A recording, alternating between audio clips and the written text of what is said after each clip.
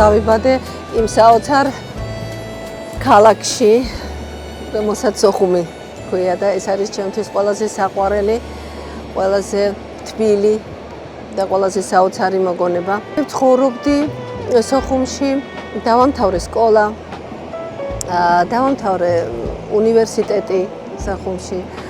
სოხუმის სახელმწიფო უნივერსიტეტის უცხოენების ფაკულტეტი. ერთი პერიოდი ვცხოვრობდი მოსკოვში, ვსწავლობდი, მე ისევ დავბრუნდი სოხუმში, იმიტომ რომ სოხუმის გარეშე ცხოვრება ჩემთვის წარმოუდგენელი იყო.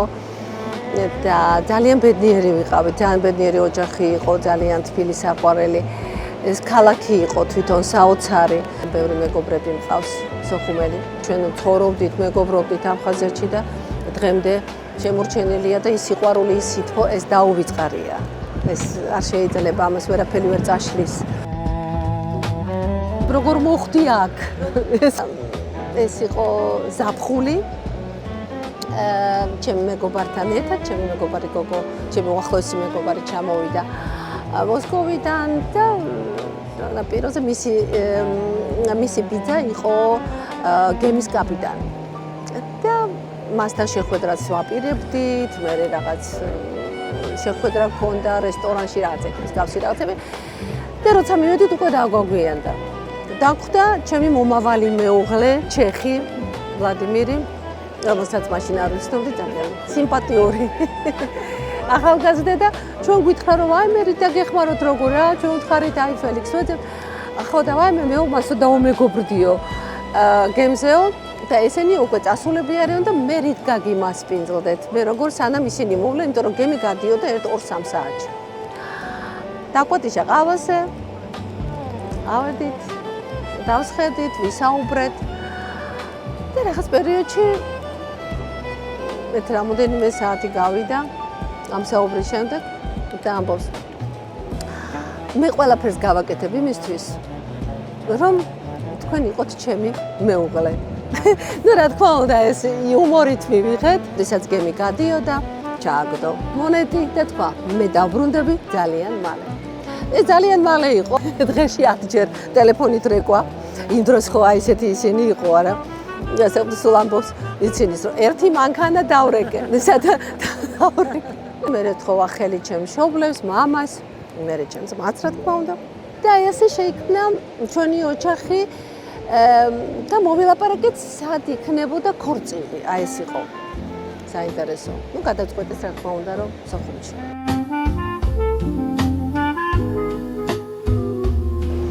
და გამოვიდა ზღაპრული ქორწილი.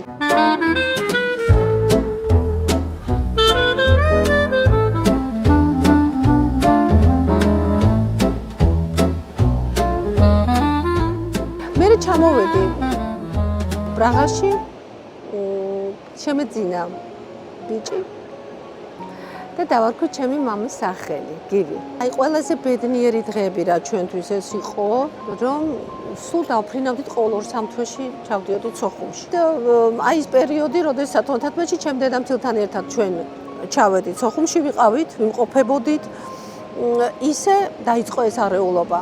და ღამით უკვე იძულებული ვიყავით, რომ თავი შეგვეფარბინა ბავშვთა საავადმყოფოს, გვერდით ცხოვრობდით ჩოჩუას ქუჩაზე და ესეთი მძიმე სიტუაცია და ეს იყო ჩემი ბოლო ვიზიტი და ჩემი შვილისაც და ჩემი მეუღლის ოჯახისაც იყო აფხაზეთში, სოხუმში. ამის შემდეგ უკვე დაიწყო აი ეს საშინელი ტანჯული ცხოვრება ჩემთვის.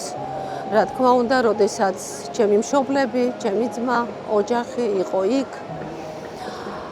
და ეს უძინარი ღამეები. სამუშაო სიტუაციაც ძალიან რთული იყო, იმიტომ რომ აქ ხავერდოვანი რევოლუცია დაიწყო. და მართლა სიტუაცია შეიცვალა და ძალიან კარგი ცხოვრება დაიწყო თავიდან, ჩემთვის იყო ცოტა რთული ეს პერიოდი. რუსულად ვერ ვლაპარაკობდით. აი ესეთი ის იყო რაღაც, იმიტომ რომ აქ მაინც ყველა მიჩვეული იყო, ყველა სწავლობდა რუსულად ველაპარაკებდნენ რაღაცა, წავედით სასწრაფოდ კურსებზე, დავამთავრე სასწრაფოდ ჩეხური ენის კურსები და იძულებული ვიყავი დამეწყო მუშაობა. დავიწყო მუშაობა სამხრეთ აფრიკის საელჩოში. აქ ძალიან დიდი სიმპათია იყო, დიდი კონკურსი იყო, გავედი ამ კონკურსში და საქველმოქმედო საქმიანობას ვაკეთებდი ჰაველის ცოლთან ოლგა ჰავლოვასთან. ამის შემდეგ უკვე დავიწყე მუშაობა თავდაცვის სამინისტროში. თავდაცვის სამინისტროში მუშაობდი, იქ გაიხსნა კურსები, ინგლისური ენის, უცხო ენის კურსები, იმიტომ რომ უკვე შემოვიდა ჩეხეთში ინგლისური ენა. მე უკვე ცალკე მქონდა, კვირაში ერთხელ მქონდა ლექციები. გენშტაბის უფროსი იყო ასეთი ირჟი ნეკვასილი. ეს იყო საოცარი პიროვნება და სწავლობით ვამეცადინებდი, მქონდა ინდივიდუალური სწავლება ინგლისური ენის. ამის მერე გავიდა ბევრი წელი. ბატონი ირჟი ნეკვასილი დაინიშნა პირველი ელჩი იყო ჩეხეთის რესპუბლიკის საქართველოში. ამის შემდეგ შევხვდით ერთმანეთს, ხო და მახსოვს ბატონი ნეკვასილი როგორ შევხვდა და მითხრა: "დიდი მადლობა რომ ასწავლედი ინგლისურს, მაგრამ ვახ რომ ცოდნოდა ვინ ვიქნებოდი, ქართულსაც ვისწავლედია." მე მოიყვანა ქართველი მეუღლე. ცალად და შეყვარებული იყო საქართველოს. როდესაც ომის პერიოდი იყო, დარეულობა იყო აფხაზეთში. ძალიან ბევრი ჩამოდიოდა, აქეთ ქართველები ჩამოდიოდნენ. დადგა საჭიროება იმის, რომ თარგმანი საბუთების, ეს ყველა საბუთი რაც იყო თუ პოლიციაში თუ ყველგან მხოლოდ ხდებოდა ქართულ ენაზე. იმიტომ რომ უკვე რუსული ენა, რა თქმა უნდა, არ ფუნქციონირებდა და არ ყავდა თარჩიმანი. ამიტომ ყველა საქმე იყო დახურული. ვცადეთ, იმიტომ რომ რადგან მქონდა ქართული დიპლომით, ჩეხურით, ყველაფერი ვცადეთ და მაშინ გავხდი ქართულ-ჩეხური ენის თარჯიმანი, რუსული ენისაც, ქართულ-ჩეხური რუსული ენის ოფიციალური თარჯიმანი, სასამართლო თარჯიმანი. და ამით უკვე უფრო დაუახლოვდი ყველა იმ ქართველ ხალხს, ყველა იმ ადამიანს, ვინც აქ იყვნენ. ძალიან რთული პერიოდი იყო. ეს 2014 წელს შექმნა დიასპორა ივერია. და მე დამიშნეს თავმჯდომარედ, ძალიან დიდი რთული, ძალიან საპასუხისმგებლო საქმეა, მაგრამ ნუ რა ვიცი როგორ მე ვცდილობ გავაკეთო ყველაფერი, რომ დავეხმარო ჩვენ ხალხს, ვიყო გვერდით, გაიხსნა პირველი ტაძარი, სადაც მსახურება იყო ქართულ ენაზე. პირველი ჩვენი მამაო, იყო მამაო იოსებ კაჩავა. ყოველ კვირაში ერთხელ წმინდა ეკატერინეს ტაძარში ტარდებოდა წირვა ქართულ ენაზე და გალობა. ეს იყო საოცრება.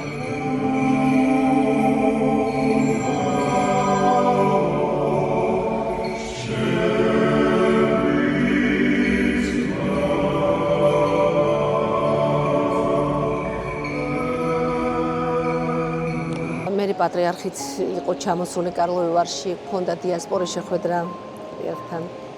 და ახლა დაგლოცა ჩვენ, დაგლოცა ჩვენისათვის ტომო, დაგლოცა ყველა ქართველი აქ ცხოვრები და თქვა, რომ ეს აუცილებლად ეს ტრადიცია უნდა გავგრძელოთ და დღემდე გვაქვს ქართული ენის კაბინეტი არის, ქართული ენისა და ლიტერატურის არის რუსთაველის კაბინეტი, ტარდება საღამოები, მეტი გვინდა გავაკეთოთ უფრო ბევრი. საელჩოსთან თანამშრომლობთ, როცა ვატარებთ ღონისძიებებს, აუცილებლად უთანხმდებით საელჩოს და ერთად ვატარებთ ღონისძიებებს. ორი შვილი მყავს, უფროსი გივი, რო ვთქვით მამასახელი, კრიჟი ჩემი მეუღლეა ვლადიმერ კრიჟი, ესე და მეორე თეოდორი კრიჟი. და უფროსი ბიჭი, რა თქმა უნდა, ახლა თავიდან უფრო შეხება ჰქონდა, ქართულად ველაპარაკებოდი ყოველთვის და ძალიან მოსწონდა ეს ენა, ყველაფერი. დედა ჩემიც მაშინ, მამა ჩემი ჯერ კიდე სოხუმი იყო რაღაც პერიოდი, ეს 3 წელი. და მე უკვე რა თქმა უნდა გამიჭირდა, მაგრამ ესე დავაკეთეთ. აქ რამოდენიმე ოჯახი იყო, აი პირველი ოჯახები, რომლებიც ჩვენ აქ ვიყავით, 1-2-3 ოჯახი იყო. ვისაც შვილები ყავდა, ესე ვამბობდით, რომ არ არსებობს ჩვენ ბავშვებს ველაპარაკებით მარტო ქართულად. პასუხს არ ვცემთ არც ენაზე. მარტო ქართულად და ბავშვებსაც ერთმანეთში რო თამაშობდნენ, არ ჰქონდათ უფლება. იმიტომ რომ რაღაც სასჯელი ქონდა. დამკვიდრდა ის ტენდენცია, რომ დღემდე ვერც ერთი შვილი, არც ერთი შვილი არ მელაპარაკება ჩეხურად. იმიტომ რომ ხუმზე და თქვენს წარმოშობაზე შვილებმა. აბსოლუტურად ყველაფერი იციან. სხვადასხვა კიდე მინდა გითხრათ, რომ ჩემი უმცროსი ბიჭი, რომელიც არის თეოდორე კრიჟი, Facebook-ში წერს თეოდორ ბოკერიას, იმიტომ რომ ქართველობს. ამბობს, მე სოხუმელი ვარ. სულ ამაზე ფიქრობენ. ლოცულობენ, როდის დაბრუნდებით აფხაზეთში. ჩემი ორივე შვილი. ხოლო ამით ეს იმედი ჩვენ გვაქვს ყოველთვის, არ შეიძლება არ გქონდეს. მე ჩემ დედასაც შევპირდი, რომელიც აი ერთხელ ქონდა ესეთი სიტუაცია დედასთან. რაღაცას საუბრობდით სოხუმზე და ამბობდა, ჩვენ დაბრუნდებით რაღაცა და მეუთხარი და შენ იურისტი ხალხი შენ გესმის ყველაფერი და შენ ხო იცი, რომ ეს ჯერჯერობით შეუძლებელია და რაღაცა და პირველად ჩემ ცხოვრებაში ვახე, როდესაც დედას წამოვიდა ცრემლები, ძალიან ისეთი ძლიერი ქალი იყო თვითონ ბუნები.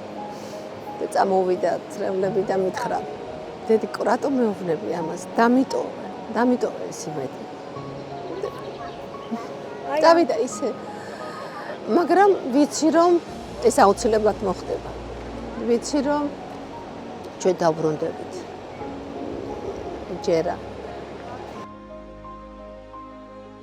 მოდის ახალგაზრდობა, მოდის ახალი თაობა, რომლებიც ჩვენ აი ეს ყველაფერი როგორმე უნდა გადავლახოთ. აი ჩვენმა თაობა როგორ უნდა გადავლახოთ და შევაყვაროთ ჩვენ ახალგაზრდებს, რომ ჩვენ არა ვართ მტრები, რომ ჩვენ მეგობრები ვართ, რომ ჩვენ ერთად გავიზარდეთ, რომ ჩვენ უნდა ვიყოთ ერთად, ჩვენ უნდა ვიცხოვროთ ერთად. და რომ მე მჯერა ჩვენ დაბრუნდებით, ჩვენი შვილები დაბრუნდებიან, ჩვენი შვილები გაიზრდებიან და ამის იმედი მაქვს, არა მარტო იმედი მას მჯერა, რომ ესე იქნება. და ყველას ძალიან დიდ მოკითხვას ვუთვლი აფხაზეთში. ის სანაპირო, სადაც ვერნოვდით, ის აპრა, ის ამრა, ის ყვავილები, ის სურნელი, ის დაუვიწყარი. მინდა რომ ყველაფერი ძალიან კარგად იყოს და რომ დაფიქრდეს ყველა, რომ ეს აუცილებელია, რომ ვიყოთ ერთად. ერთიანობა ეს მთავარია. ეს არის სიძლიერე.